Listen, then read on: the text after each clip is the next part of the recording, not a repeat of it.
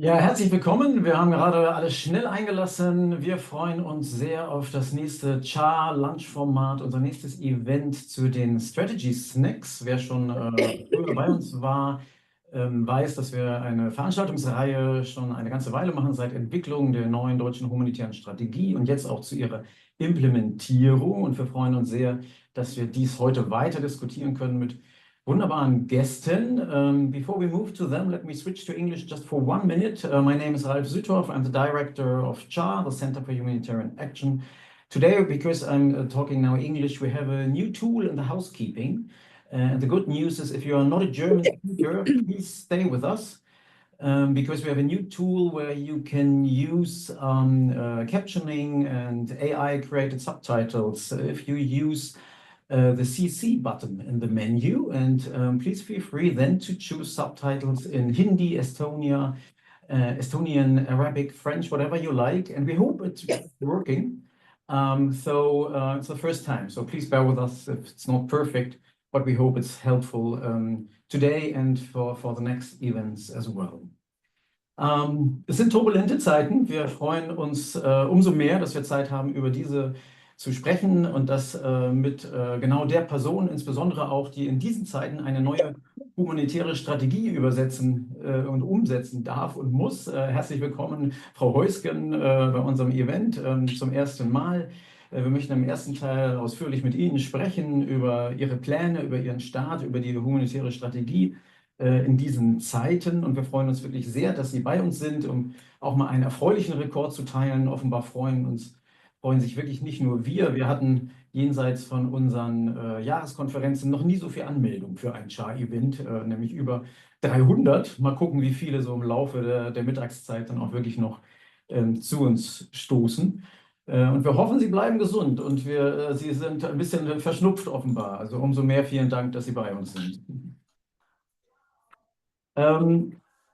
Die Erwartungen an uns und Sie sind also offenbar hoch bei so vielen Anmeldungen. Mal schauen, was wir in einer Stunde dazu beitragen können. Nach einem ausführlichen ersten Teil mit Ihnen freuen wir uns, dass wir dann eine Reaktion bekommen von zwei Kollegen, die ganz eng mit dem Auswärtigen Amt kooperieren, sowie auch von den Entwicklungen natürlich in Washington, USAID, betroffen sind. Wir freuen uns sehr, dass Corinna Pfitzner bei uns ist, die Deutschlandchefin von IRC, und Carina Lehmann, die Chefin von Program and Advocacy bei Aktion gegen den Hunger. Und nachdem wir dann das Gespräch zwischen Ihnen auch noch hatten, freuen wir uns natürlich, wenn ihr und Sie im Chat Fragen, Kommentare auch im Laufe des Events schon teilen mögt, die wir dann auf jeden Fall noch aufnehmen wollen. Frau Heusgen, wir hatten ja just in den letzten 2 Tagen nun schon Gelegenheit, auf einem Panel und einmal bilateral über die Entwicklung zu sprechen. Was ich Sie noch nicht gefragt habe, ist, ob Ihnen das eigentlich schon mal passiert ist. Sie haben ja einen beeindruckenden Lebenslauf. Sie sind Volljuristin, promovierte Medizinerin. Sie waren in der Hauptabteilung Friedenssicherungseinsätze bei den UN in New York. Sie waren im Bundeskanzleramt für globale Fragen zuständig. Als Sie sich um diesen Posten bewarben, waren wir auch noch in einer anderen humanitären Welt. Deutschland hatte ein doppelt so hohes humanitäres Budget wie aktuell geplant. Die USA hatten überhaupt noch ein Budget und überhaupt noch eine Institution, die ein solches umsetzen könnte. Wie erleben Sie diese Tage? Wie schauen Sie heute auf Ihr neues Amt? Vielleicht mal als Einstiegsfrage. Jetzt sind Sie noch gemutet, wenn das nur ein... Entschuldigung. Wunderbar. Vielen Dank, Herr Süttorf. Ja, guten Tag, liebe Kolleginnen und Kollegen, auch Frau Lehmann und Frau Pfitzner. Ich freue mich sehr, dabei zu sein und auf diesen Austausch. Ja, und direkt zu Ihrer Frage. In der Tat, wir sind in einer ziemlich fast bisher nicht dagewesenen Situation, was die internationalen Beziehungen angeht, was das auch sozusagen die internationale Ordnung, das internationale System angeht. In der Tat sozusagen Disruption und Brüche im multilateralen System, die sind jetzt nicht seit gestern erst da. Auch in der internationalen Zusammenarbeit, Machtverschiebungen, neue Allianzen will ich es vielleicht noch nicht nennen, aber doch die Zusammenarbeit zwischen Machtblöcken verändert sich im Multilateralen und dazu kommt jetzt eben ja auch eine Finanzierungskrise, weil also ich glaube, die ist auch nicht von gestern. Also dass wir weniger Mittel haben, hat sich auch ja schon über die letzten 2, 3 Jahre entwickelt, obwohl wir da auch zum Teil gerade Deutschland viele Möglichkeiten hatten. Aber klar, diese Situation, in der die neue US-Administration alles hinterfragt, was sie an Foreign Aid macht und wohl auch einen guten Teil streichen wird, müssen wir jetzt erstmal davon ausgehen. Die ist natürlich schon ein Systemschock und ein Systemschock, der, wenn man das jetzt vergleicht, müssen wir mal sehen, wie das war also im Vergleich zur ersten Administration Trump. Da hat es ja auch durchaus Kürzungen gegeben und die waren auch gerade, was die UN-Organisationen anging, zum Teil auch extrem. Ob das jetzt noch extremer wird, muss man sehen. Was aber klar ist, wir müssen uns schon auf eine jetzt mit dieser Schocksituation umgehen und die trifft eben auch auf eine Situation, in der eben auch zum Beispiel die anderen großen Geber wie Deutschland, wie viele Europäer deutlich weniger Mittel ins System geben können. Und habe ich damit gerechnet? Weiß ich nicht. Es ist viele Sachen in der Außenpolitik in den letzten Jahren waren nicht so voraussehbar. Ich glaube, auch die Situation, in der wir uns jetzt befinden mit der Ukraine, hat in der Form niemand so vorausgesehen. Müssen wir jetzt mit umgehen. Und ich finde eigentlich, das ist eine Herausforderung, aber wir werden damit umgehen und da hoffentlich das Beste draus machen. Und deswegen finde ich es auch gut, dass wir es hier, was die humanitäre Hilfe angeht, diskutieren können. Denn viele, glaube ich, von denjenigen, die jetzt zuhören und mitdiskutieren, sind ja in diesem System und tragen alle bei dazu. Mhm. Also Ja, vielen Dank, ja, vielen Dank für das erste Feedback. Wenn Sie es einmal Ihre ersten Gedanken, sagen wir mal, seit den Entwicklungen in Washington zusammenfassen müssten, was würden Sie sagen, sind die wichtigsten Punkte? Was muss sich jetzt verändern? Wie muss sich auch die deutsche humanitäre Strategie womöglich nochmal verändern? Wie müssen sich Ihre Schwerpunkte vielleicht verändern? Was sind Ihre wichtigsten Ziele im Moment? Ja, also was aus Washington kommt, hat ja ganz, ganz viele Facetten. Ich will das jetzt mal beschränken auf das humanitäre System. Müssen wir unsere Strategie also das Symptom ist erstmal ein ganz starker Rückzug von Finanzierung und darunter stehen offensichtlich sehr viele Partner, sowohl internationale Organisationen als auch NGOs und als auch die lokalen in einem großen Finanzierungsschock. Und da gibt es, glaube ich, unterschiedliche Grade der Möglichkeiten der Resilienz. Also mit anderen Worten, Organisationen, die entweder Rücklagen haben oder schon vorher sozusagen verschlankt haben und da jetzt stärker durchhalten können. Aber ich glaube, es gibt auch viele, die es nicht so können. Darauf müssen wir uns einstellen. Und ich glaube eben, dass es nicht ausreicht wir haben ja, ich meine, dass wir versuchen, effizienter zu sein mit weniger Geld, das System erfolgreich zu erfolgreichem Handeln zu bringen. Das ist jetzt ja auch nicht von gestern. Wir machen viel im Grand Bargain und da geht es ja um eben Effizienzsteigerung im System und Verbesserung des Systems. Sie kennen das alles. Ähm, Das ist überhaupt nicht passé. Ich glaube aber, in dieser Situation reicht das nicht mehr aus. Und wir müssen das in einem stärkeren Schritt auch der Neustrukturierung des Systems wird das erfordern, um weiterzugehen.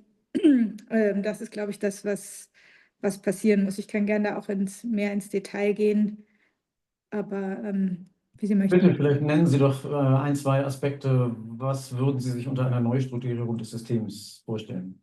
Also ich glaube, was im Kern so nicht mehr funktionieren wird, ist, dass wir haben Bedarfsermittlungen und die sind letztlich ähm, eine Weile auf jeden Fall ein sehr, sehr maximal erfolgt. Jetzt haben wir ja auch schon im Rahmen unserer Ziele im humanitären System Shrinking the Needs und mögliche Aspekte, um die Bedarfe realistischer auf das zu fokussieren, was sie sein müssen. Ich glaube, das wird noch krasser der Fall sein müssen, dass man dass man klare Hierarchie macht. Als der Diskussion, die wir vor 2 Tagen teilgenommen haben, wurde von Triage gesprochen. Also auf jeden Fall, dass man ganz klar erstmal bestimmt, was ist das Lebensnotwendige. Jetzt kann man über den Begriff, was umfasst lebensnotwendig, lange streiten, aber man kann, ich glaube, Bedarfe in einer Hierarchie darstellen und die müsste man dann auch Kontext pro Kontext natürlich die Dimension der Bedarfe klarstellen. Es wird ja im Prinzip auch so vom System gemacht bei den im Humanitarian Response Plans, aber wir müssen eben noch konkreter darstellen, was das Wichtigste ist und was danach kommt. Und zudem glaube ich, was wirklich fehlt, ist, dass wir zu stark, ich würde es funding-driven sind. Ja? Also jeder stellt einen Antrag. Wir bedienen diese Anträge. Natürlich bewegen sich die Anträge im Rahmen der festgestellten Bedarfe, aber es gibt eine nicht ausreichende Koordination dazu, was die unterschiedlichen Akteure machen. Also wir bedienen verschiedene Anträge, finden wir auch alles richtig, aber findet da parallel was statt? Wo finden vielleicht Doppelungen statt und so, das ist nicht hinreichend koordiniert. Und ich glaube, dass wir da jetzt ganz stark darauf drängen müssen, gerade mit den großen internationalen Organisationen, aber da müssen sich letztlich auch die internationalen NGOs und auch lokale Akteure und so einfinden, dass wir feststellen müssen, was ist der prioritäre Bedarf, wer macht da was und wir machen das nicht doppelt und dann können wir das mit noch vorhandenen Mitteln priorisieren. Was nicht funktioniert, also wir stehen im Moment in einer Flut von sozusagen Hilferufen von Organisationen, die sagen, hier, da ist eine Lücke, da ist eine Riesenlücke, da ist eine Riesenlücke, da werden so und so viel 1000 Menschen unterversorgt mit dem, da und da, da. Das ist nicht von Deutschland nicht und von allen anderen auch nicht zu adressieren. Und aus diesem Problem, glaube ich, müssen wir zusammen mit den anderen großen Gebern, zusammen mit Partnern, da müssen auch nicht nur die traditionellen Geber ran, sondern auch alle anderen. Wir müssen uns koordinieren und uns aufs Wesentliche konzentrieren und das so spezifisch wissen, dass wir genau das mit den noch vorhandenen Finanzmitteln adressieren können. Mhm. Vielen Dank schon mal dafür. Stichwort, Sie sehen die Akteure in der Pflicht, sich besser zu koordinieren, besser zu priorisieren und die Bedarfe auch realistischer zu ermitteln. An wen denken Sie da? Wen müssen Sie dann womöglich auch unter Druck setzen? Dinge, die wir ja teils seit dem World Humanitarian Summit 2016 diskutieren, dann auch wirklich umzusetzen. An wen sehen Sie vor allem in der Pflicht oder vielleicht auch in dieser Koordinationsrolle künftig? Ja, also ich glaube, natürlich ist OCHA da in einer zentralen Rolle. Wir wissen auch, ich meine, OCHA hat auch, muss das natürlich kapazitätsmäßig auch mitkriegen und die anderen großen Organisationen insbesondere müssen ja auch mitmachen. Es kann ja nicht sein, also ich meine, es müssen dann die Informationen, da müssen wirklich die großen Akteure zusammenkommen, sozusagen unter Leitung der UN und im Kontext analysieren. Ich sehe aber auch eine Rolle gerade der lokalen Akteure, weil die Lokalen natürlich allerbestens den Bedarf, den wirklichen essentiellen Bedarf der Menschen am besten kennen und den auch am besten adressieren können. Deswegen glaube ich schon, dass das Zusammenspiel gerade mit den lokalen Akteuren und dass es diese Evaluierung jeweils lokal stattfindet, dass das zentral ist. Nun sagten Sie selbst auch schon, es sind keine Dinge, die wir neu diskutieren, aber die Fortschritte waren zu langsam in der Vergangenheit. Das einzig Gute an solchen Krisen ist vielleicht, dass eine neue Veränderungsdynamik entsteht. Welche Rolle würden Sie für das Auswärtige Amt, für die Bundesregierung sehen, solche Veränderungen, wenn Sie sie als prioritär erachten, anzuschieben? Wir reden ja in der Tat von sehr mächtigen internationalen Organisationen, die auch ihre Mandate und ihre Budgets zu verteidigen wissen, wie ich aus eigener Vergangenheit weiß. Wir reden von anderen Organisationen mit eigenen Interessen. Wir reden von Mandaten, die in der Tat dann auch versuchen, die Not zu adressieren, die eben auch zu einer Organisation passt und nicht unbedingt mit Lokalen immer gezielt zusammenzuarbeiten. Wie sehen Sie Ja. eine andere Rolle der Bundesregierung, hier Veränderungen dann auch zu ermöglichen? Ja, also ich glaube, unsere Rolle ist groß. Wir sind einer der größten Geber. Wir sind in vielen Kontexten der zweitgrößte Geber gewesen hinter den USA. Auch wenn es weniger wird, bei den anderen wird es auch weniger. Unsere Rolle bleibt groß. Und wir haben ja auch politisches Gewicht. Also da sind wir jetzt gefragt. Die Krise erhöht den Druck, sodass natürlich, also wenn man sich fragt, warum ist das denn bisher noch nicht in dem Maße erfolgt? Ja, die Krise erhöht einfach den Druck, so ist das ja oft in Krisen. Und manche sagen, also ich will das jetzt wirklich nicht hier als was immer nur, also überwiegend Positives darstellen, aber never miss a good crisis. Ich glaube, das ist jetzt, weil es so an die Knochen geht, ist das jetzt eine Gelegenheit oder ein Muss, dass wir da was ändern. Das gilt auch an sozusagen hin an die Effizienz unseres eigenen Handelns. Also das ist jetzt nicht nur andere. Ich denke auch, dass wir in der Bundesregierung noch effizienter werden könnten, was unsere gesamte Palette von Mitteln und deren Einsatz und die Koordinierung angeht. Und das gucken wir uns ganz sicherlich jetzt an. Und ich bin eigentlich auch sicher, dass dann eine neue Regierung auch Wert auf diese Frage legen wird, denn wir müssen insgesamt effizient sein, Geld sparen, damit wir die großen, vielfältigen Aufgaben hinkriegen.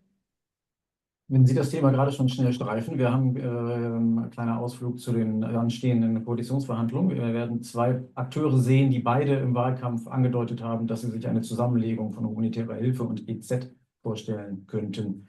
Ich frage Sie mal ganz neutral, erscheint Ihnen das prinzipiell sinnvoll? Wo auch immer sie dann zusammengelegt wird. Ja, wie gesagt, das ist jetzt nicht meine Aufgabe hier und wenn ich aus meiner Position als humanitärer Direktorin spreche, mich da jetzt auf eine Seite zu schlagen. Ich glaube schon, ich meine, man sieht an unseren Partnern um uns herum, dass die meisten da viel mehr zusammengelegt haben und nicht irgendwie zwei Ministerien haben, die mit ihren Geldern dann noch sich vereinhalten. Es gibt ja auch Forderungen, die sagen, auch die EZ müsste mehr auch an außenpolitischen Interessen ausgerichtet werden. Andere sehen das überhaupt nicht so. Also ich kann dafür hier aus meiner Position jetzt keine Haltung, vor allem die ich dann sozusagen für das Auswärtige Amt einnehme. Das muss jetzt die Politik entscheiden. Ich glaube, mehr Effizienz ist vonnöten, um Geld zu sparen. Und mir scheint das auch persönlich naheliegend, wie das viele Partner um uns herum gemacht haben. Es ist auch bekannt, dass es nicht überall einfach ist, auch strukturell. Aber da muss man dann vielleicht durch. Ich persönlich würde das befürworten, aber müssen wir jetzt mal sehen, wie sich das darstellt. Das sind ja auch nicht irgendwie für sich betrachtete Änderungen, sondern das sind Änderungen im ganzen System und Apparat. Da werden sehr viele Faktoren mit reinspielen und da müssen wir jetzt mal gucken, was rauskommt. Ich glaube, wir haben Sie verstanden zwischen den Zeilen. Vielen Dank dafür. Vielleicht schauen wir gemeinsam, Stichwort humanitäre Strategie, noch einmal kurz auf das, wo wir da stehen und woher das Haus kommt. Wir können gleich auch in einem Slide noch mal kurz teilen, was die Prioritäten waren, die das Auswärtige Amt für alle, die vielleicht den Prozess nicht mehr vor Augen haben, definiert hatte als seine Schwerpunkte für die nächsten Jahre. Wir sehen zwei sehr, sehr große Bausteine mit vielen Unterthemen. Rund ein Dutzend Schwerpunktthemen waren definiert worden in der Strategie. Eine der Fragen, die im Prozess aufgeworfen wurden, auch von uns, waren damals schon, ob es notwendig oder sinnvoll sein könnte, hierbei klare Prioritäten jetzt im Rahmen der vorhandenen Strategie womöglich zu setzen, zu sagen, was von diesen großen Baustellen, die Sie ja auch eben schon benannt haben und wo Deutschland im internationalen Rahmen natürlich ganz große Räder drehen müsste. Sehen Sie hier Punkte, wo es jetzt an der Zeit wäre, gerade mit den Entwicklungen in den USA, zu sagen, die zwei, drei Punkte, das sind diejenigen, die wir auch wirklich mit Ressourcen, mit Personal und so weiter hinterlegen müssen, um die wirklich voranzubringen? Also unsere Strategie bleibt in jedem Punkt richtig. Ist genau das, was wir brauchen. Alle diese Effizienzmaßnahmen steht da ja alles drin. Sie kennen das ja. Ne, also von Lokalisierung bis Flexibilisierung von Geldern und so weiter. Vorausschauende humanitäre Hilfe leistet auch einen sehr großen Beitrag zum effizienten und kostensparenden Handeln und so weiter. Also das ist alles völlig richtig. Wir haben das Ganze mit Personal und mit Mitteln hinterlegt. Also auch da gibt es nichts zu verändern. Es ist so, dass dass es eigentlich mehr so ist, dass das, was wir von den Prinzipien da festschreiben, in noch verstärkterem Maße passieren muss. Und jetzt eben in der akuten Krise sozusagen noch stärker sich umsetzen muss und eben, wie ich eben angesprochen habe, vielleicht auch das System international sich da ein bisschen doch noch stärker anpassen muss. Aber alles, also von humanitärer Diplomatie bis allen Maßnahmen zur Effizienzsteigerung und so bleibt das absolut richtig und das fühlen wir sofort. Ich glaube, die skeptischeren Stimmen zielten auch weniger darauf ab, dass die Punkte, die in der Strategie stehen, relevant und alle relevant sind, sondern eher die Frage, ob im Zuge einer Strategie eine ganz schmerzhafte Priorisierung auf wenige Themen, die man wirklich vorantreiben kann, vielleicht notwendig ist. Deutschland hat ja bekanntermaßen auch relativ wenig Personal für den humanitären Bereich, auch im Vergleich zu anderen Gebern, und wurde deswegen international in der Vergangenheit auch häufiger eher als Payer als Player gesehen. Aber Sie sehen keinen Bedarf, quasi innerhalb der Strategie jetzt zu sagen, in diesen dramatischen Entwicklungen fokussieren wir uns womöglich ganz besonders nochmal auf 2, 3 Punkte. Ja, ich finde nicht, dass wir wenig Personal haben. Meine ganze Unterabteilung hier hat über 100 Leute. Wir beschäftigen uns intensiv mit den Themen und mit den Fragen. Also in sehr vielen Sachen arbeiten wir da sehr detailgenau. Ich sehe keinen Mangel an Strategie. Ich sehe keinen Mangel an Analyse und an Handlungsfähigkeit. Also nee, ich glaube nicht, dass das eine Frage von Personalmangel ist. Absolut nicht. Und ich glaube, Priorisierung, ja, ich meine, das wird ja so, zum Teil wird das jetzt immer so ein bisschen wie so ein Schimpfwort benutzt, wenn ich das so sage. Wir sind orientiert an den humanitären Prinzipien und Bedarfen. Ja, das bleibt immer noch das leitende Element. Aber also, wenn man einen Schwerverletzten hat, um mal aus der Medizin zu sprechen, oder man hat ganz viele Schwerverletzte oder ganz viele dringend Hilfe Benötigte, dann muss man gucken, was ist prioritär, um möglichst vielen zu helfen und möglichst viele zu retten.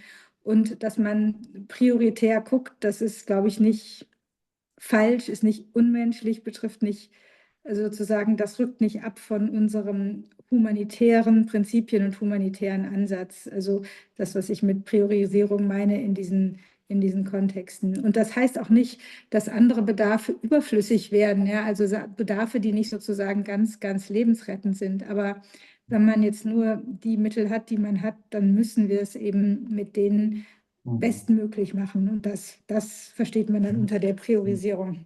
Ja, Stichwort Priorisierung, Effizienzsteigerung, Effektivität auch auf Geberseite. Vielleicht, wenn wir uns einmal anschauen, was die Umsetzung in der Programmarbeit für 2025 beim Auswärtigen Amt bedeutet, mit der bisher bekannten regionalen Förderungen. Vielleicht ein bisschen die Frage auch an Sie. Wie sehen Sie Ihre Spielräume, die Mittel tatsächlich auch komplett bedarfsorientiert einzusetzen?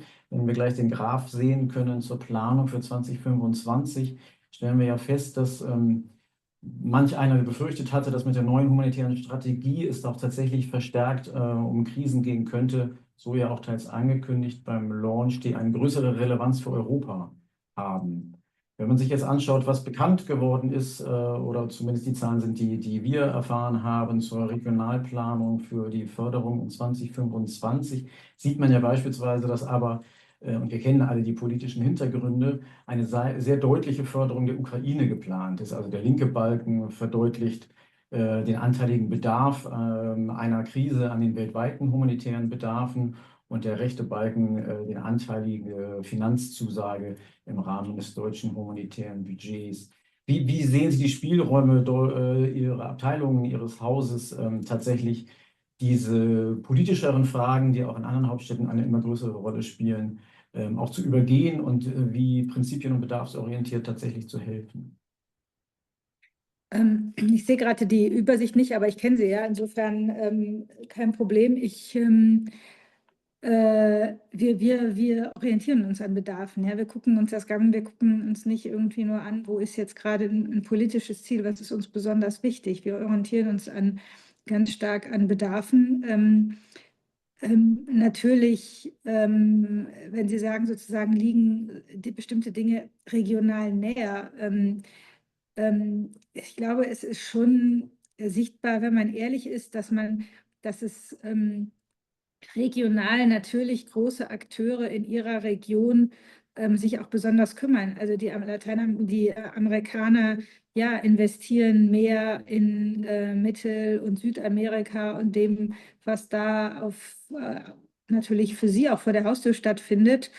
Und dass wir mit dem Krieg vor unserer Haustür und den regional näher liegenden großen Krisenlagen, dass wir da auch ein besonderes Augenmerk drauf haben. Ich glaube, es ist nicht unnatürlich und dass man insofern vielleicht auch eine gewisse, in Anführungsstrichen, Arbeitsteilung hat. Wobei das heißt ja auch nicht, dass wir da überhaupt nicht engagiert sind oder so.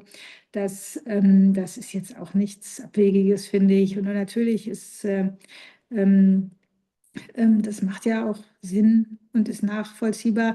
Gleichzeitig, wir geben einen großen Teil unseres Geldes, also immer mindestens 20, 25% in Fonds und so flexible Instrumente, dass die Organisationen und vor allem auch OCHA, also den SURF, wir sind der größte Geber zum SURF im letzten Jahr mit 100 Millionen Euro. 100 Millionen und die geben ja oft Geld gerade in Bereiche, die unterfinanziert sind, die nicht so auf dem Radarschirm sind, in akute Notlagen. Und das, was mit dem Surface ist, nur einer der Pooled Funds, wo wir Geld reinzahlen. Also wir setzen uns genauso da für die eben akutesten Bedarfe ein und nicht nur da, wo jetzt irgendwie gerade ein politisches Licht Mhm. reinfällt. Ja. Also die Flexibilisierung der Finanzierung ist ja in der Tat ein großer Fortschritt, den das Auswärtige Amt in den letzten Jahren erreicht hat, auch die Mehrjährigkeit. Es tut mir leid, wenn Sie auf dem Handy die Grafik womöglich immer noch nicht sehen Schlimm. können, aber die Zahlen, die Sie womöglich so ohnehin auswendig können, nur damit Sie im Bilde sind, verdeutlichen die Förderung für die Ukraine von mit ungefähr einem Viertel des aktuell geplanten Budgets, während beispielsweise, wie ja auch angekündigt, in Lateinamerika Deutschland sich kaum engagieren möchte künftig. Als das angekündigt wurde, auch im Zuge der Strategie, war ja auch einer der Verweise, wie Sie auch sagen, ob es nicht zu einer regionalen Arbeitsteilung kommen könnte. Also dass Nordamerika sich verstärkt für Latein- und Südamerika zuständig, für Deutschland, für Europa etc. Ist das etwas, was noch haltbar ist im Lichte der jüngsten Entwicklungen? Ein Geber wie Washington droht ja sich im Grunde weder in Lateinamerika noch weltweit künftig ernsthaft zu engagieren. Und ist dann eine arbeitsteilige Bedarfsorientierung noch eine Option? Also das ist so absolut falsch ausgedrückt. Ne? Wir machen keine absolute Arbeitsteilung. Aber ich sage mal, wenn wir sozusagen weniger in Lateinamerika aktiv sind und die Amerikaner mehr, dann ist das letztendlich, und das sind sie, dann ist das sozusagen, spielt das mit rein in die Verteilung dessen, dass überall humanitäre Bedarfe adäquat adressiert werden. Aber es gibt ja es heißt ja jetzt nicht, wir machen da überhaupt nichts und kümmern uns jetzt hauptsächlich um die Ukraine und sonst wo nicht. Im Gegenteil. Vielen Dank dafür. Vielleicht ein letzter Punkt in unserem Aufschlag jetzt am Anfang. Liegt in der Natur der Sache, dass wir in diesen Zeiten und in diesem Format von einem großen Thema zum nächsten springen. Vielen Dank auch für Ihre Bereitschaft, das mit uns zu tun. Vielleicht ein Punkt noch zum Thema deutsches Budget. Auch unter der Prämisse, dass Sie ja selbst auch sehr klar sagten, nur mit Effizienzsteigerung wird es nicht getan sein. Wie schauen Sie auf die Budgetentwicklung jetzt und die anstehenden Verhandlungen darüber, im Lichte auch von dem einen oder anderen Narrativ, der ja auch in den Haushaltsverhandlungen 2024 schon sehr dominant war und dann auch zu den großen Kürzungen geführt hat? Wenn wir kurz zwei, drei Daten dazu teilen, vielleicht. Auf der einen Seite sehen wir ja in der Tat ein beeindruckend gestiegenes humanitäres Budget, was Sie jetzt auf dem Handy vielleicht erneut nicht sehen können, aber die Zahlen kennen Sie wirklich auswendig. Also die rasante Steigerung der humanitären Hilfe Deutschlands von 2010 auf bis zu 3,2 Milliarden in 2022 und jetzt der Abfall auf ungefähr 1 Milliarde zurück. Ein Narrativ hierzu ist, das ist ja nur eine Normalisierung und Deutschland hat in der Vergangenheit eben eine weit größere Verantwortung getragen, als angemessen wäre und ein bisschen die humanitäre Zeche für alle gezahlt. Wenn man sich eine andere Slide anschaut, was nicht in absoluten Zahlen denkt, sondern wie üblich im Vergleich mit der Wirtschaftsleistung, ist Deutschland aber auch zu besten Zeiten eher einer der Top-5-Geber gewesen, also eine sehr honorige Rolle, aber eigentlich keine herausragende, wo es von anderen im Stich gelassen worden wäre. Und wenn man sich dann nochmal anschaut, wenn man nach sogenannten Fair-Share-Modellen schaut, wer zahlt eigentlich für humanitäre Bedarfe anteilig insgesamt etwas im Vergleich zu anderen Gebern, dann stellt man auch fest, dass die oft gescholtenen arabischen Staaten, wenn wir uns das Slide zu Fair-Share-Modell noch kurz angucken können, teils, das sieht man an den grünen Balken, einen weit höheren Anteil zahlen, als eigentlich wirtschaftlich betrachtet angemessen wäre, während Deutschland da eine sehr, sehr gute Rolle gespielt hat, 2022, 2023, aber mit dem jetzt geplanten Budget weit abfallen würde. Frage an Sie, wie lesen Sie diese Narrative? Wie sehen Sie die Rolle des AA in den nun anstehenden ja auch wieder Verhandlungen zu fragen, wenn wir denn zum Beispiel ein neues Sondervermögen aufsetzen müssen, wenn die Schuldenbremse jetzt zu diskutieren ist? Welche Rolle sehen Sie da beim Auswärtigen Amt? Das BMZ scheint sich ja schon zu positionieren. Also erstens, wir müssen jetzt erstmal sehen, wie sich das dann darstellt. Wir haben ein vorläufiges Budget, das ist noch nicht das endgültige, aber wird das sozusagen noch anwachsen oder nicht, weiß ich ehrlich gesagt auch nicht. Wird ja sicher von den Diskussionen, wie Sie sagen, auch abhängen. Ich verfolge auch jeden Tag die Diskussion um Sonderfonds und Schuldenbremse und so weiter. Also das müssen wir abwarten. Grundsätzlich, ich meine, Deutschland ist in einer Rezession gewesen jetzt in den letzten Jahren. Ist ja klar, wenn man kein Geld hat, dann kann man es halt auch nicht mit vollen Händen irgendwo verteilen. Das ist eine Logik, die sich im Kleinen wie im Großen abspielt. Ich glaube, wie sagen Sie ja auch, dass wir insgesamt, wir sind immer einer der größten Geber, auch wenn man das natürlich in unserer Wirtschaftsleistung so abmesst, ist das auch richtig und entspricht ja auch dem deutschen auch politischen Zielen, dass wir uns gerade in diesem Bereich entsprechend unserer Möglichkeiten international einsetzen. Dafür haben wir auch einen sehr guten Ruf. Also kann man wirklich nicht anders sagen. Es ist auch Teil von Soft Power, wenn man so will. Und das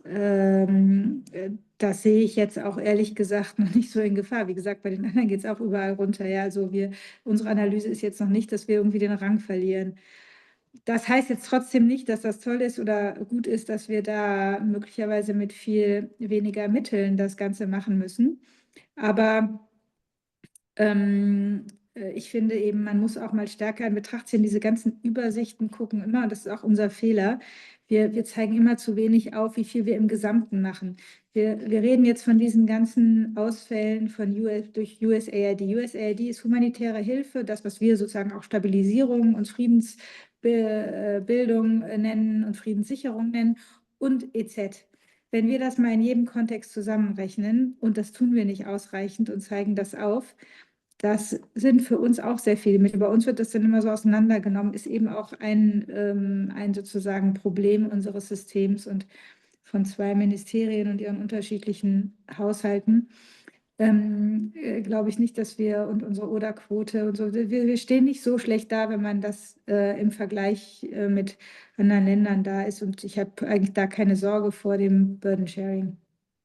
Und wie sich das jetzt konkret dann ausgestaltet, ich glaube, das müssen wir sehen, aber ich glaube, dass unsere Politiker das auch sehen. Die Befürchtung ist ja wahrscheinlich auch eher zukunftsgewandt. Ich glaube, der Respekt für Deutschlands Oder-Engagement und auch in der humanitären Hilfe bis vor 1, 2 Jahren war ja tatsächlich in der Tat sehr, sehr groß, gerade was das Finanzielle anbelangt. Die Befürchtung ist eher, ob man diese Glaubwürdigkeit und auch die Softpower, die damit in der Tat einhergehen könnte, vielleicht verspielt. weil man sagt, jetzt müssen wir auf den Haushalt schauen, aber auch wirtschaftlich betrachtet ja nicht unbedingt dann noch zu den Top-10-Gebern auch nur zählt. Das ist, glaube ich, ein bisschen die Befürchtung, ob Deutschland da den nun so mühsam aufgebauten Kredit verspielt. Aber vielleicht können Sie ja dafür werben, auch mit Ihrer Ja, neuen ja. Also ich meine, Plattform. die Diskussion ist ja so viel weiter und ich kann da jetzt schlecht aus meiner Position hier so politische Ja, Diskussionen führen, aber es geht ja auch also ich meine, es geht um Softpower, es geht jetzt auch um Hardpower. Ja, wir haben nebenan einen Krieg, es geht auch um militärische Mittel und so. Es geht um das Ganze.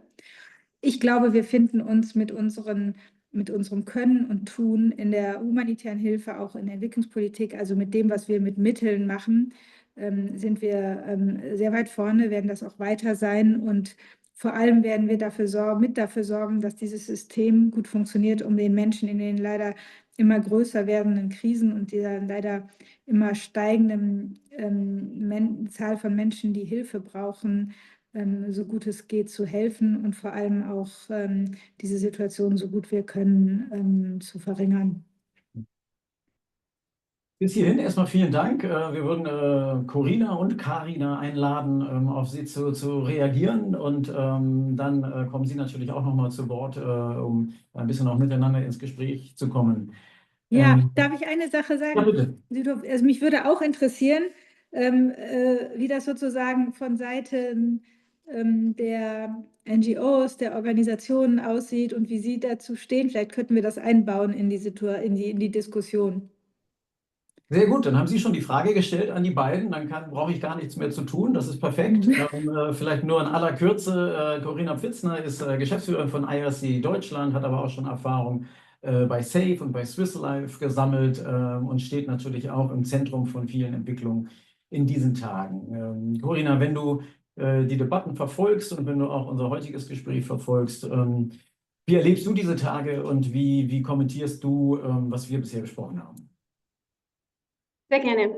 Danke für die Einladung. Danke auch für den Input am Anfang. Ich glaube, am Ende, wie Sie gesagt haben, Frau Heusgen, eine nie dagewesene Situation. Und ich glaube, wenn man sich jetzt nur die Zahlen anguckt, die 43% der UN-Hilfspläne, die letztes Jahr allein von den USA finanziert wurden, das ist so viel, wie die 10 darauf folgenden Geber in Summe gezahlt haben. Also es ist dann kann man sich, glaube ich, vorstellen, wie die Situation gerade aktuell aussieht. Und eben, dass es die gesamte Programmarbeit betrifft, den gesamten Sektor, nicht nur die humanitäre Hilfe, sondern auch die Entwicklungszusammenarbeit, wie Sie gesagt hatten, und über alle Kontinente hinweg, glaube ich, ist so die Frage, wie die Auswirkungen für unsere KlientInnen sind vor Ort, stellt sich dann hier, das ist wirklich dramatisch. Was wir glauben jetzt mit Blick auf die aktuelle Bundesregierung, aber eben auch die zukünftige Bundesregierung und insgesamt ist, was Sie auch gemeint hatten, dieser kritische Austausch zur neuen Situation um die Fragen der Effizienz, der Zusammenarbeit, aber auch der Verlässlichkeit herum. Und deswegen so aus Blick von IRC sind es 3 Bereiche oder 3 Prioritäten, die in unseren Augen aktuell wirklich wichtig sind. Das erste ist jetzt um Hier und Jetzt. Sie hatten schon das Thema Koordinierung angesprochen, aber auch nochmal die Rolle Deutschlands in der regionalen Geberkoordinierung und in der Deckung der akuten Lücken. USA war beispielsweise der größte Geber in der Ukraine, in Sudan, Afghanistan, Syrien, in den besetzten palästinensischen Gebieten. Das heißt, das sind genau die Länder, in denen die Lücken besonders gravierend sind in humanitärer Hilfe. Und da eben jetzt wirklich diese enge Abstimmung zwischen den anderen Gebern so wichtig ist, wie dort regional reagiert wird. Und über die regionale Abstimmung hinaus auch wirklich nochmal der Fokus übergreifend auf 3 zentrale Punkte in unseren Augen. Das eine ist das zentrale Mittel zur Absprache für Geberkoordinierung, zur Datenerhebung, aber auch zur Bedarfsermittlung wirklich erhalten werden müssen und bewahrt bleiben müssen. Das hatten Sie auch schon gesprochen, diese ganze Koordinierung, dass wir da wirklich aufpassen, dass da nichts abgebaut wird oder nicht zu viel abgebaut wird. Der zweite Fokus auf schwer erreichbare Gemeinden, weil wir in unserer Arbeit eben merken, dass gerade Gemeinschaften, die in fragilen Kontexten leben, in Kontexten, wo es nicht demokratisch legitimierte Autoritäten gibt, ganz besonders von humanitärer Hilfe abhängig sind. Also auch wirklich den Blick auf diese Personen zu richten und darauf zu achten, dass der Fokus nicht verloren geht. Und der dritte Punkt, den hatten Sie auch angesprochen, operative Flexibilität von humanitären Akteuren. aber eben auch nachgelagerten Rahmen zu schaffen, dass diese Flexibilität auch an lokale Partner weitergegeben werden kann, um eben so einen Kaskadeneffekt zu vermeiden. Und ich glaube, dass alle Entscheidungen, die wir heute treffen, natürlich auch Auswirkungen auf unsere zukünftige Arbeit hat. Und die Frage der Akzeptanz, des Vertrauens zwischen Hilfsorganisationen und Gemeinden vor Ort. Und dass das darum geht, wenn unzuverlässige Hilfsleistungen oder plötzliche Stopps von Hilfsleistungen natürlich alles Auswirkungen hat, um wirklich die Frage, wie wir zukünftig tätig werden können. Und da geht es um die Leistungen als solches, aber auch die Fragen von Strukturen und Systemen, die wir auch zukünftig noch brauchen. So ein zweiter Punkt, der uns wichtig ist, wenn wir einen Blick eher so in die Zukunft, also jetzt nicht so die direkte Reaktion auf die geopolitischen Verschiebungen aktuell, sondern mehr auf die Zukunft. Was uns wichtig ist, ist wirklich, was es zu bewahren gilt, das umfassende Verständnis und die Anschlussfähigkeit von humanitärer Hilfe. Was wir nämlich aktuell sehen, ist dieses zunehmende enge Verständnis, dass der Kontext, einem Kontext, in dem die Bedarfe sich immer mehr konzentrieren und verfestigen, ist natürlich dieses sehr enge Verständnis von humanitärer Hilfe eine Gefahr, dass es immer mehr zu diesem Protected Crisis kommt. Und was wir jetzt aktuell in den letzten Wochen, Tagen verfolgt haben, der sektorspezifischen Ausnahmeregelungen, die berücksichtigen eben diese ganze integrierte, verknüpfte Bedürfnisse nicht. Und dass eben da so wirklich der Appell oder Wunsch an das Auswärtige Amt und die Bundesregierung, wirklich die Rolle als Vorreiter und progressive Geberin beizubehalten und diese integrierten humanitären Ansätze beizubehalten. Und da kommen die ganzen Themen Nexus-Programme, vorausschauende Hilfe, langfristige Partnerschaften, all das wird in dem Kontext wirklich wichtig zu bewahren sein. Und vielleicht noch ein dritter Punkt schnell, die hervorgehobene Rolle der Bundesregierung, gerade was gendersensible und gendertransformative Ansätze angeht. Und da ist, ich glaube, es ist unbestritten, dass Frauen und Mädchen in besonderem Maße von Kriegen, Konflikten, Krisen betroffen sind und auch als eine der vulnerabelsten Gruppen besonders geschützt werden müssen. Und Deutschland als Vorsitz in der Initiative Call to Action to End Gender-Based Violence in Emergencies eine sehr gute Plattform hat, sich wirklich dafür einzusetzen, dass Maßnahmen umgesetzt, weiter koordiniert werden und entstehende Finanzlücken dann auch aufgefangen werden. Das wären so die 3 Punkte, die wir wirklich zentral sehen. Sehe ich hier mal. Ja. Ja, wenn ich vielleicht ganz kurz noch reagieren darf, aber nur wirklich in 3 Sätzen, sehe ich absolut genauso. Ich denke auch nicht, dass wir werden nicht irgendwie priorisieren, heißt nicht all das abbauen, ja? Oder die Breite oder die Integration, das aber dieses integrierte humanitäre Hilfe und nicht das Schaffen protrahierter Kontexte ist ein absolut hohes Ziel und das wird auch durch Priorisierung nicht eingeschränkt. Und nur ein Kommentar, weil Sie am Anfang sagten, die Amerikaner waren die größten, soweit ich weiß, in der Ukraine, was zivile Mittel angeht, und in den palästinensischen Gebieten waren wir die größten Geber. Aber ich habe jetzt auch die genauen Zahlen nicht im Kopf. danke dafür. Sie haben gleich auch nochmal Gelegenheit. Carina Lehmann, Expertin für humanitäres Völkerrecht, ganz wichtiges Thema auch in der neuen humanitären Strategie.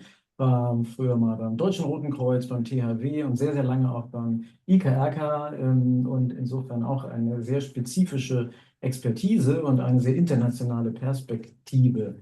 Carina, wenn du schaust auf die aktuellen Entwicklungen und unsere Diskussion bis dato heute, was wäre dein Feedback? Ja, hallo erstmal und auch vielen Dank insbesondere an Frau Dr. Heusgen, dass Sie sich heute die Zeit nehmen für dieses Format.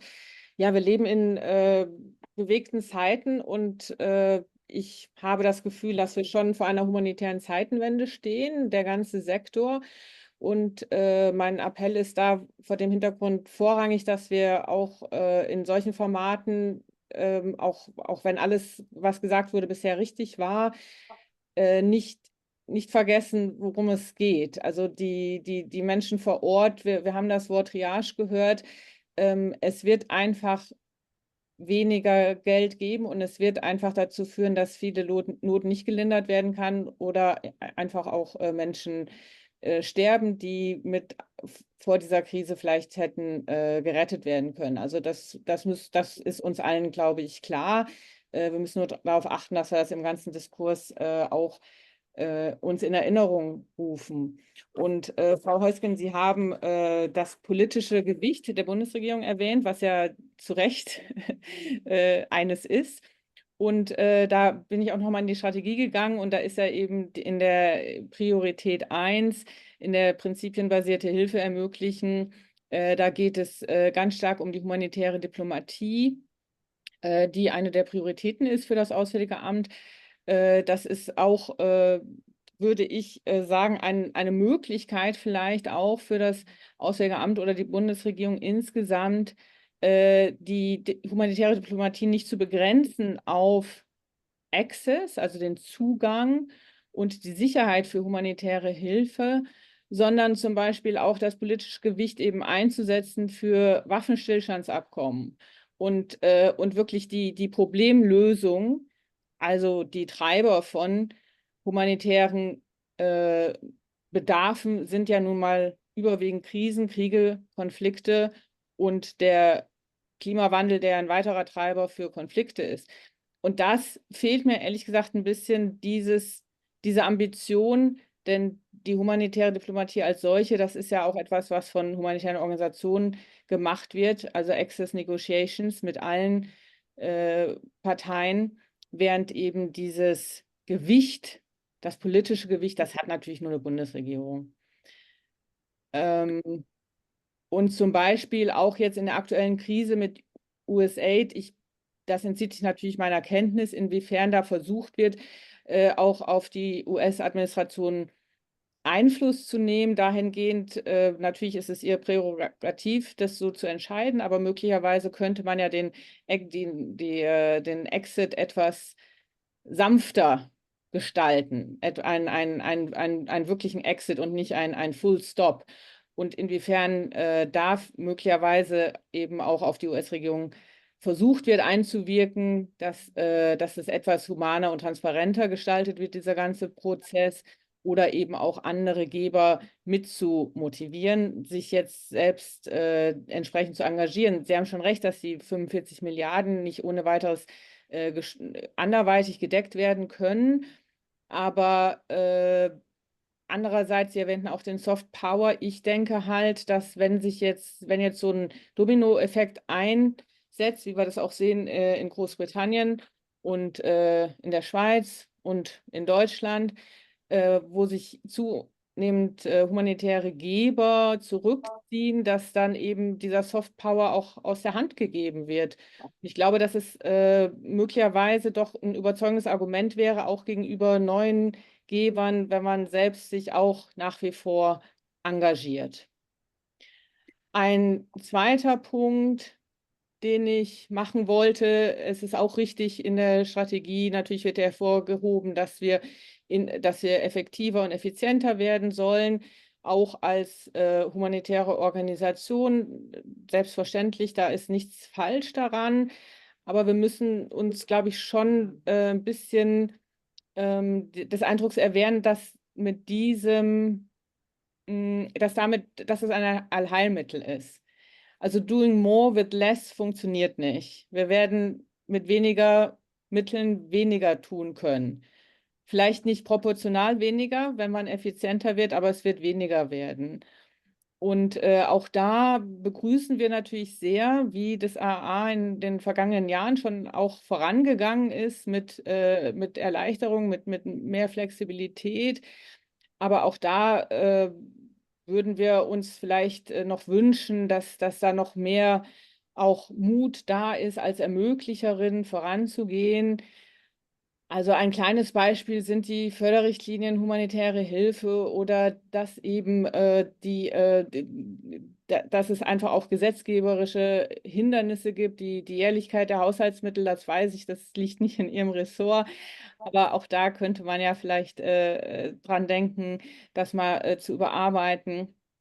Oder selbst, Sie sagten, es gibt genügend Mitarbeitende im AA.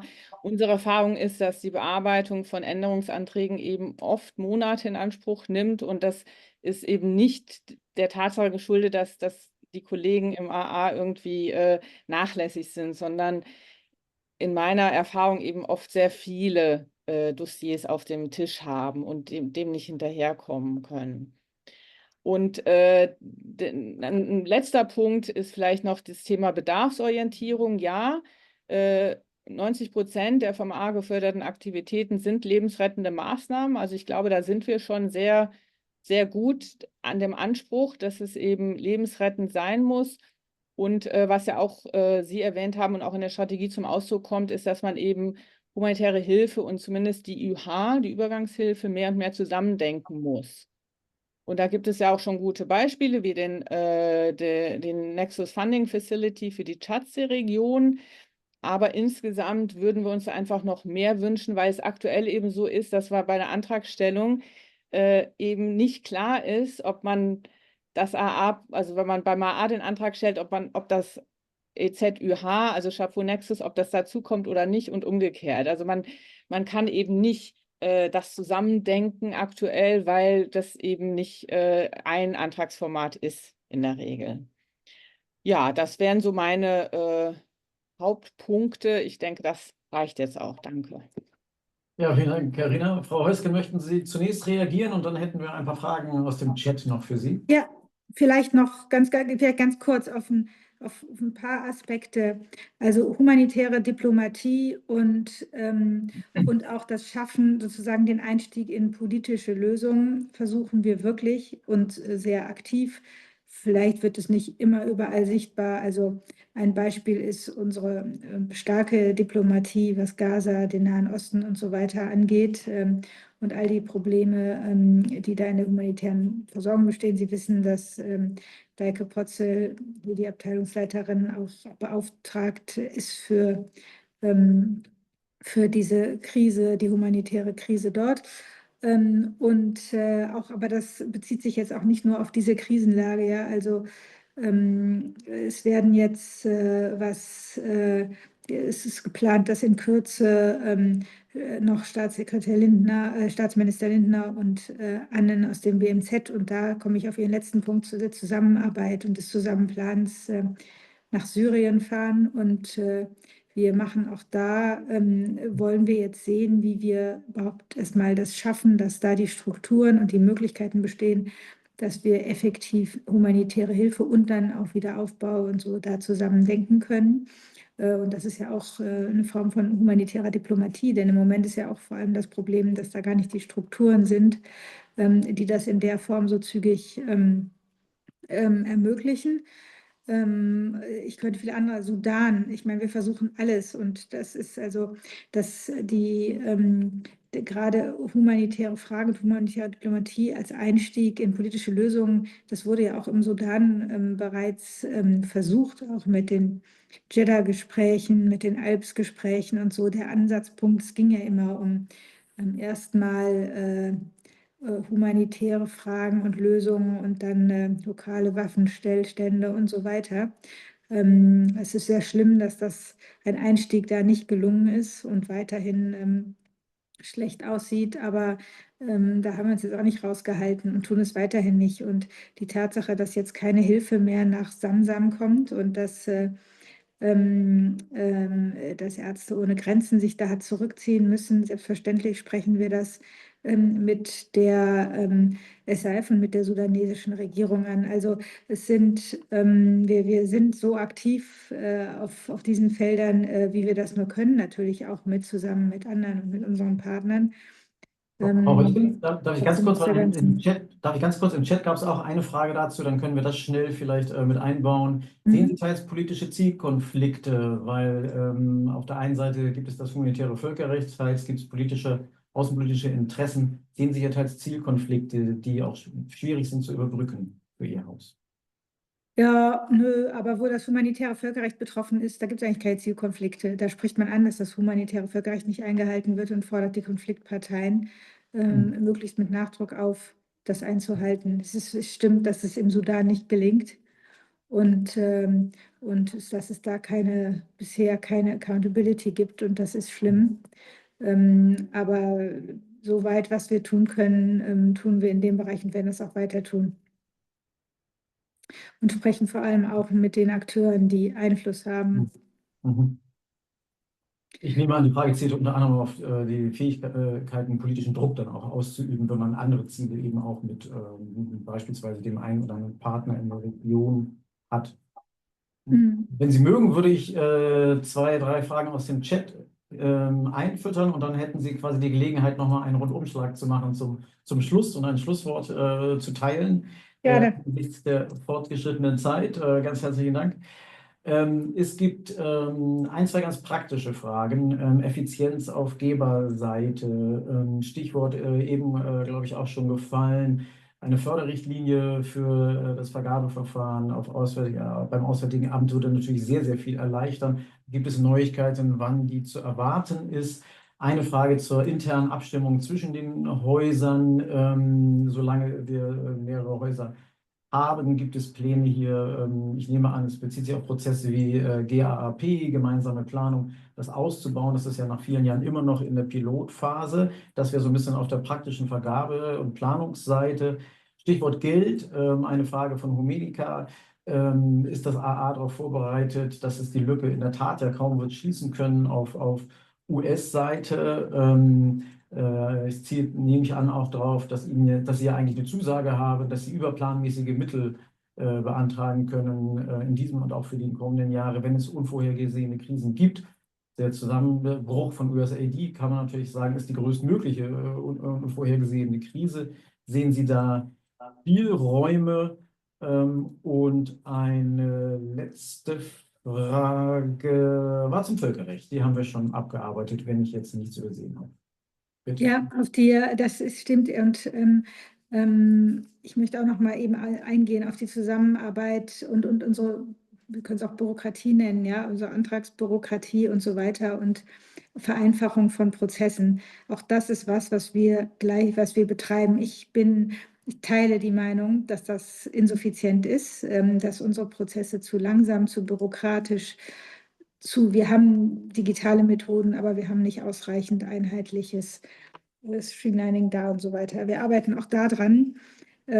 Ich will da keine Versprechungen machen, aber ich hoffe, dass auch da habe ich Hoffnung, dass eine neue Regierung, ich meine unsere Regierung bisher und die alle wissen, dass es davon abhängt, dass wir eine zeitgemäße digitale und schnelle Handlungsfähigkeit haben. Und das wird von uns auch hier gleichzeitig bearbeitet. Das macht jetzt noch nicht alles einfach. Und das Antragswesen ist mir auch ein Dorn im Auge. Und wie dieses Zuwendungsrecht gestaltet ist, das ja auch in vieler Fälle scheint mir irgendwie nicht auf diese Auslandskontexte ausgerichtet ist, wie wir das bräuchten. Kann ich nur zu sagen, wir sind da dran und ich bin der Hoffnung, dass das besser geht. Was die Zusammenarbeit mit dem BMZ angeht, absolut. Habe ich ja schon zu Beginn gesagt, dass das zentral ist, dass wir uns da besser vernutzen, dieser gemeinsame Analyse- und Abstimmungsprozess. Also ich habe bis Syrien angesagt, ich war vor 2 Tagen noch, haben wir eine gemeinsame Besprechung mit dem BMZ gemacht. Ich habe gesagt, ich will das nicht planen, ohne dass wir das zusammen planen, was wir da jetzt in Syrien machen. Das tun wir auch. Also wir wollen einen verschärften Koordinierungsprozess machen, was humanitäre Hilfe, wie gesagt, die gesamte Palette der Mittel von humanitärer Hilfe bis Entwicklungszusammenarbeit angeht in jedem Kontext. Wir haben das für mehrere Kontexte geplant. Auch wenn es noch nicht am perfekten Ende sein sollte, mir würde persönlich auch vorschweben, dass es ein gemeinsames Antragsportal gibt, damit man auch alle Instrumente und Förderinstrumente da gemeinsam hat. Okay, so weit sind wir auch noch nicht. Aber wir denken in diesen Dimensionen und wir wissen, dass das nötig ist und versuchen, das zu befördern in der Richtung. Vielen Dank, Frau Heusgen. Carina, Corina, unsere Zeit ist eigentlich um. Gibt es einen ganz kurzen Wunsch oder auch eine Forderung, die ihr gerne, Frau Heusgen, noch mitgeben würdet? Kleiner Überfall. Ich kann starten. Ich glaube einfach, es ist klar, Sie hatten es auch genannt, aber nochmal vor dem Hintergrund, dass wir all das, gerade diese ganzen geopolitischen Veränderungen vor dem Hintergrund in einer Situation passieren, in der die Bedarfe in jederlei Hinsicht zunehmen. Wenn wir gucken, wie sich die Klimaschocks vergrößern, wie mehr Menschen durch die Konflikte vertrieben sind, die Konzentration von extremer Armut in fragilen Kontexten. ich glaube, umso wichtiger wird es, selbst wenn sich gerade das gesamte humanitäre System verändert, dass eben unser Fokus wirklich auf den Personen bleibt, die am allerstärksten von humanitärer Hilfe abhängig sind. Also dass wir, je stärker wir an den Bedarfen dran sind, desto besser. Und genau, ich glaube, das wäre mein Appell und mein Wunsch an uns alle. Danke. Vielen Dank, Corinna. Carina? Ja, ich kann mich dem natürlich nur wärmstens anschließen und dann darüber hinaus vielleicht der Appell in diesen bewegten Zeiten, die ja auch fordernd sind in vielerlei Hinsicht, wirklich auch der Appell nochmal politische Erwägungen, die alle legitim und gerechtfertigt sind, eben ganz scharf zu trennen von humanitären Gesichtspunkten. Ich glaube, das wird uns auch weiterbringen in der Zukunft. Danke. Vielen Dank auch an Carina. Frau Heusgen, ich glaube, alle danken Ihnen sehr für Ihre Zeit. Alle danken Ihnen für die klaren Worte, auch wenn sicherlich der ein oder andere gerne andere Worte gehört hätte, aber das liegt in der Natur der Sache. Vielen Dank, dass wir mit Ihnen das hier diskutieren konnten. Wir wünschen Ihnen, glaube ich, alle eine künftige Hausleitung, die für die humanitäre Sache und das humanitäre Budget kämpft, insbesondere in diesen Zeiten, und in diesem Sinne gutes Gelingen und allen weiteren einen schönen Tag. Vielen Dank, dass Sie bei uns waren. Es war wirklich ein beeindruckend großes Publikum. Frau Heusgen, danke, dass Sie bei uns waren. Corinna, Carina, danke für Ihre Zeit und auf bald. Ja, ich bedanke mich auch bei allen fürs Teilnehmen und für den interessanten Austausch und ja, wünsche auch alles Gute. Wir ziehen da, denke ich, gemeinsam an einem Strang für Menschen, die diese Hilfe brauchen. Und ich glaube eigentlich, ich habe aus meiner Perspektive sehr viel Gemeinsames daraus gehört, auch in dieser schwierigen Lage, wie wir da vorankommen. Also vielen Dank meinerseits und auf bald. Danke auch nochmal für dieses Schlusswort und alles Gute. Tschüss.